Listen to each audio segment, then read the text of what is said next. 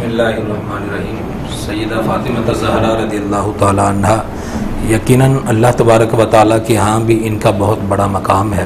قرآن کریم میں متعدد مقامات پر اللہ تبارک و تعالیٰ نے آپ کی شان میں آیات نازل کی ہیں، بلکہ میں تو یوں کہوں گا کہ جس طرح حضور علیہ الصلوۃ والسلام کا مکمل قرآن کریم آپ کی شان بیان کرتا ہے، اسی طرح مکمل قرآن کریم سیدہ فاطمہ الزہراء رضی اللہ تعالیٰ عنہ کی شان ہے. سب سے بڑی شان میں جو سب سے بڑی آیہ کریمہ اللہ تعالیٰ نے نازل فرمائی ہے وہ انا اعطیناک الکوثر ہے. اس کا شان نزول کچھ اس طرح سے ہے کہ جس وقت حضور سرور عالم صلی اللہ علیہ وسلم کی جو بیٹے تھے ان کا وصال ہو گیا، کفار مکہ نے تانے دینے شروع کر دیے کہ یہ دیکھیں یہ ابتر ہو گیا ہے، ان کی اولاد اور نسل بالکل ختم ہو گئی ہے. تو اللہ تبارک و تعالیٰ نے پھر یہ آیہ کریمہ نازل فرمائی انا اعطیناک الکوثر، اے محبوب ہم نے آپ کو کوثر عطا فرمایا ہے، اور کوثر بھی ایسا جو کبھی ختم نہیں ہوگا. یہ آیہ کریمہ ایسی ہے کہ اس میں حضور صلی اللہ علیہ وسلم کے لیے بشارت تھی. وہ بشارت کیا تھی کہ محبوب آپ نے غمگین نہیں ہونا ہے. اگر آپ کے بیٹے دنیا سے وصال کر گئے ہیں، ہم نے آپ کو آپ کی بیٹی کی صورت میں ایسی خیرات عطا کر دی ہے جو قیامت تک کے لیے کبھی ختم نہیں ہوگی. اسی لیے سرکار دو عالم نور مجسم صلی اللہ علیہ وسلم نے ارشاد فرمایا کہ قیامت کے دن سبھی رشتے ناطے ٹوٹ جائیں گے، سبھی نسب ختم ہو جائیں گے، لیکن میرا نسب برقرار رہے گا. میرا نسب ختم نہیں ہوگا، میرا نسب ٹوٹے گا نہیں. اور دوسرے مقام پہ آپ صلی اللہ علیہ وسلم نے فرمایا کہ دوسرے لوگوں کی جو نسل ہے وہ بیٹوں سے چلتی ہے، ان کا آغاز بیٹوں سے ہوتا ہے، لیکن میرا نسب ایسا ہے جو بیٹے سے نہیں چلے گا بلکہ بیٹی فاطمہ الزہراء سے چلے گا. تو یہ ایک مقام ہے. اور پھر دوسرا مقام اللہ تعالیٰ نے ارشاد فرمایا انما یرید اللہ لیذھب عنکم الرجس، کہ اے محبوب صلی اللہ علیہ وسلم اہل بیت کے گھرانے سے جو بھی کمی اور نقص ہے ہم نے اس کو دور کر دیا ہے. اب یہ آیہ کریمہ جس وقت نازل ہوئی تو صحابہ کرام فرماتے ہیں کہ 6 ماہ بعد تک حضور نبی کریم صلی اللہ علیہ وسلم صبح نماز فجر سے پہلے جب نماز ادا کرنے کے لیے اپنے گھر سے نکلتے تو سیدہ فاطمہ الزہراء کے گھر سے ہو کے گزرتے تھے، اور آپ فرماتے تھے کہ اے اہل بیت اٹھیں، نماز کے لیے اٹھیں. اب توجہ طلب بات یہ ہے کہ اہل بیت اطہار کا جو گھرانہ ہے وہ تو شب بیداری کیا کرتا تھا، ساری رات وہ بیدار رہتا تھا، اللہ تعالیٰ کی عبادت میں مستغرق رہتا تھا، لیکن حضور علیہ الصلوۃ والسلام پھر وہاں سے ہو کے گزرتے تھے اور ان کو بیدار کرنے کی آپ ندا لگاتے تھے. تو اس کی وجہ کیا ہے؟ اس کی وجہ یہ ہے کہ حضور صلی اللہ علیہ وسلم آپ سیدہ فاطمہ الزہراء سے پیار اس قدر کیا کرتے تھے، اس قدر محبت کیا کرتے تھے، اور آپ کا کوئی لمحہ ایسا نہیں تھا جس وقت آپ کی یہ دلی خواہش نہیں ہوتی تھی کہ آپ ان کا دیدار فرما لیں اور ان کی زیارت کر لیں. اس لیے آپ وہاں ان کے گھر سے ہو کے گزرا کرتے تھے. یہ بھی قرآن کریم کا ایک مقام ہے. اور دوسرا مقام اللہ تبارک و تعالیٰ کا یہ فرمان فی بیوت اذن اللہ، کہ جس وقت وہ گھر جن میں اللہ تبارک و تعالیٰ کا ذکر بلند کیا جائے. جس وقت اس آیہ کریمہ کا نزول ہوا تو صحابہ کرام نے عرض کیا یا رسول اللہ صلی اللہ علیہ وسلم وہ گھر کون سے ہیں جن میں اللہ کا ذکر بلند کیا جائے؟ تو امام الانبیاء صلی اللہ علیہ وسلم نے ارشاد فرمایا کہ وہ انبیاء کے گھر ہیں. انبیاء کے گھروں میں اللہ کے ذکر کی کثرت ہونی چاہیے اور بلند آواز سے یہ ذکر ہونا چاہیے.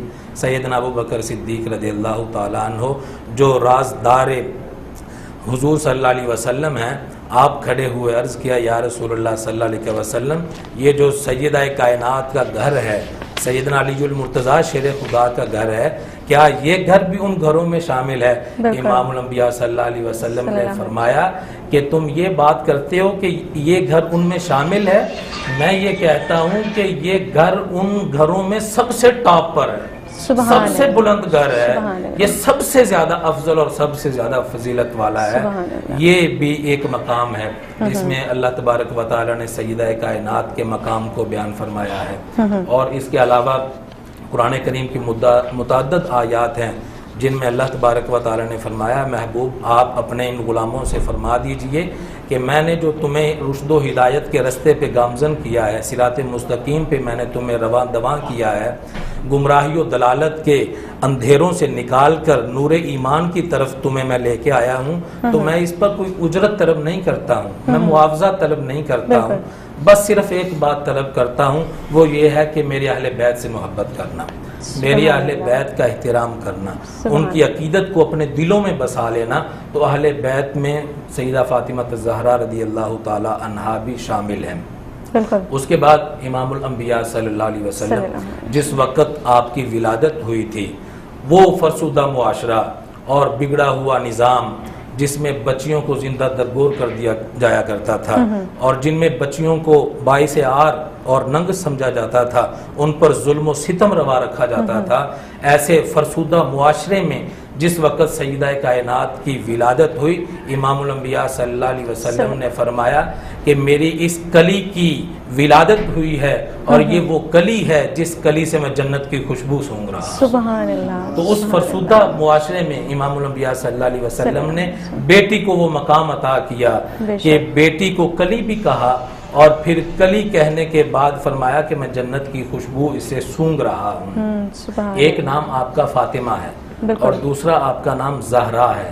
سیدہ فاطمہ کا جو فاطمہ نام ہے یہ امام الانبیاء صلی اللہ علیہ وسلم نے نہیں رکھا ہے، بلکہ یہ نام اللہ تعالیٰ نے رکھا ہے۔ اللہ تعالیٰ نے یہ فاطمہ نام رکھا ہے اور زہرا امام الانبیاء صلی اللہ علیہ وسلم نے رکھا ہے۔ اب فاطمہ نام کا معنی کیا ہے؟ فاطمہ کا مطلب ہوتا ہے جو چھٹکارا دلا دیتی ہے، رہائی دلا دیتی ہے۔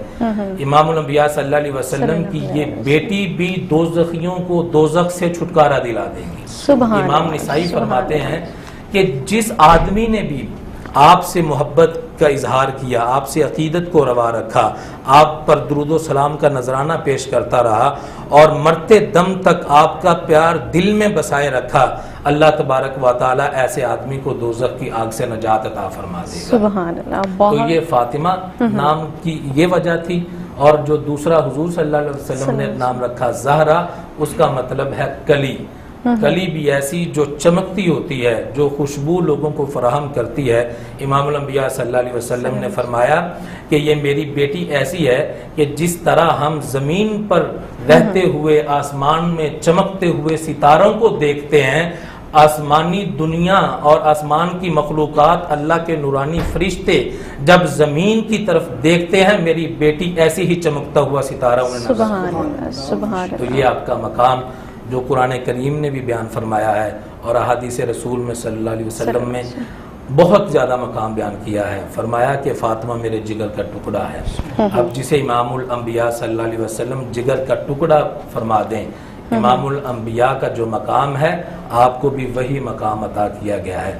اور فرمایا جو میری اس بیٹی سے محبت کرے گا، گواہ رہنا میں بھی اس سے محبت کرتا ہوں، اے باری تعالیٰ جو میری اس بیٹی سے محبت کرے تو بھی اس سے محبت کر۔ اس طرح اور بھی بہت زیادہ روایات ہیں۔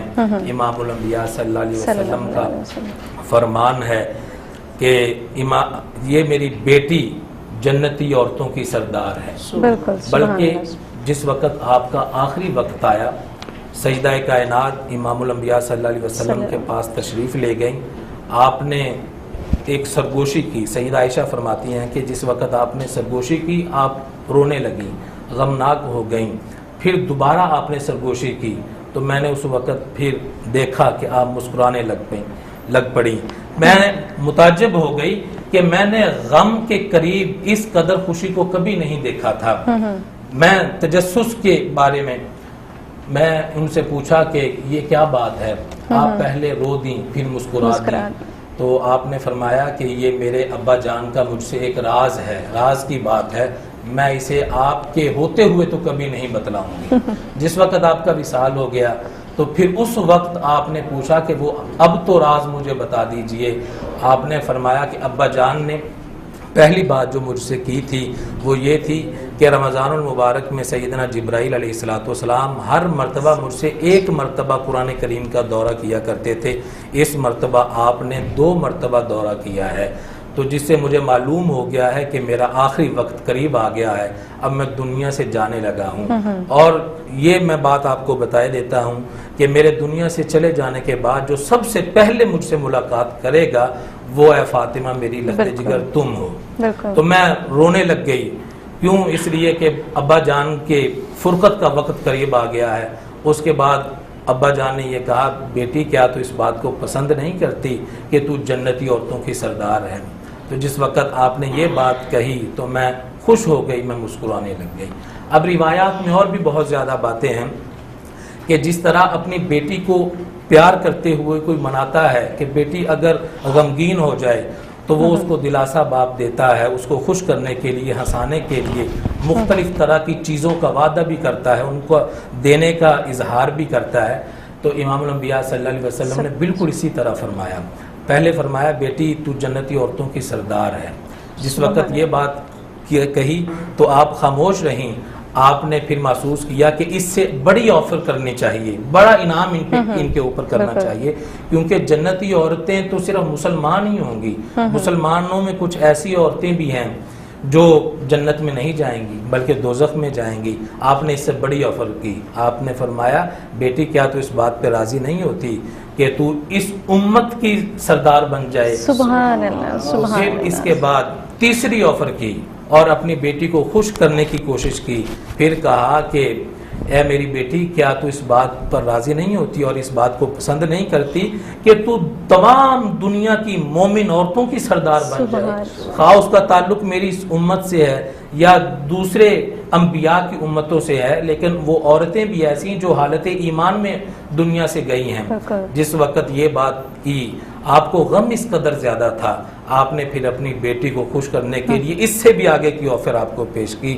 فرمایا کہ بیٹی کیا تو یہ بات پسند نہیں کرتی کہ تو تمام کائنات کی جتنے بھی عورتیں ہیں ان سب عورتوں کی تو سردار بن۔ سبحان۔ جس وقت آپ نے یہ بات کی تو آپ خوش ہو گئیں۔